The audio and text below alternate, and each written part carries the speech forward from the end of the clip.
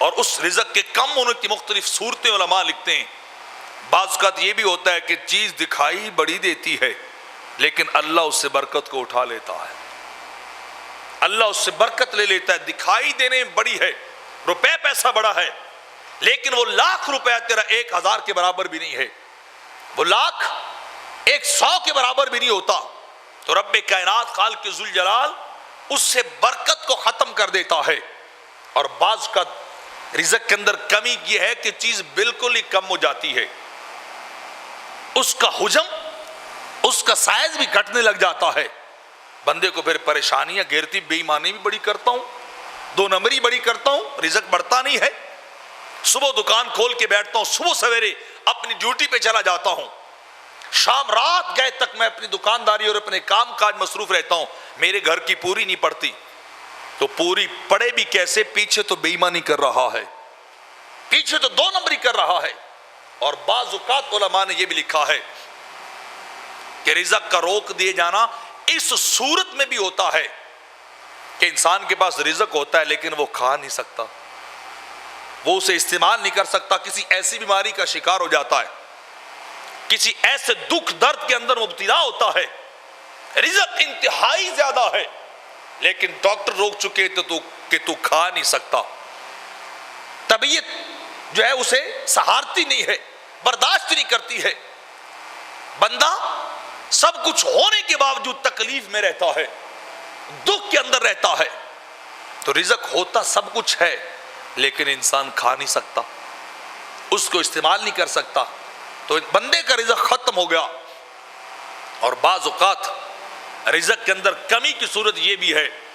کہ بعض لوگ ایسے جن کے پاس جتنا رزق زیادہ آتا ہے وہ اتنے ہی حریص ہوتے جاتے ہیں، وہ اتنے ہی اس مال کے حبدار بنتے جاتے، خرچ نہیں کرتے، اور روپے پیسہ لگاتے نہیں ہیں، مشکل برداشت کریں گے، تکلیف کو برداشت کریں گے، لاکھوں روپیہ پڑا ہے اپنے پاس لیکن ایک بھی استعمال نہیں کر سکتے، اپنے کام ہی نہیں آتا۔ فخر الدین رازی رحمۃ اللہ تعالی علیہ کے پاس ایک بخیل اور کنجوس شخص آیا اور اس نے آ کے کہا حضور ایک مسئلہ آپ سے پوچھنے کے لیے آیا ہوں، تو آپ مہربانی کیجئے مجھے وہ مسئلہ تو بتا دیجئے، میرا حل بتا دیجئے۔ تو آپ نے پوچھا بتاؤ کیا مسئلہ؟ اس نے کہا جی میں نے دولت، روپے پیسہ بڑی محنت سے کمایا ہے، بڑی جد و جہد کی، میں نے بڑا روپیہ میں نے دن رات ایک کر کے اکٹھا کیا ہے، اور اب میرا دل نہیں کرتا کہ میں روپے پیسے کو خرچ کر لوں، میرا دل نہیں مانتا کہ روپے پیسے کو خرچ کروں، نہ تو اللہ کی راہ میں دینے کو دل کرتا ہے نہ اپنے اوپر لگانے کو دل کرتا ہے۔ تو آپ مہربانی کیجئے مجھے مسئلہ بتائیے، میرا دل چاہتا ہے جب مروں تو سارا پیسہ ساتھ ہی لے جاؤں،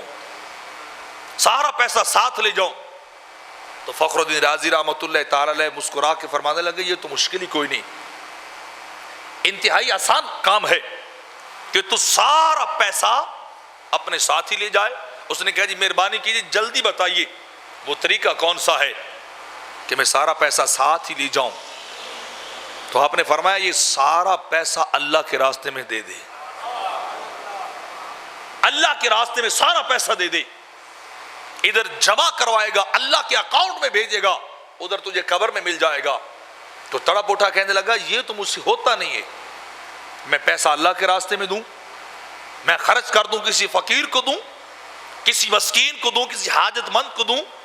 کسی اپنے ضرورت مند بھائی کو دے دوں، یہ مجھ سے نہیں ہوتا کہ میں پیسہ اس طرح سے خرچ کر دوں۔ تو آپ نے فرمایا پھر یہ بھی کوئی طریقہ نہیں ہوگا کہ وہ گٹھڑیاں بند کے تیرے ساتھ رکھ دی جائیں، پیسہ تجھے یہیں چھوڑ کے جانا پڑے گا، پیسہ تیرا یہیں رہے گا، وہاں تو خالی ہاتھ ہی جائے گا۔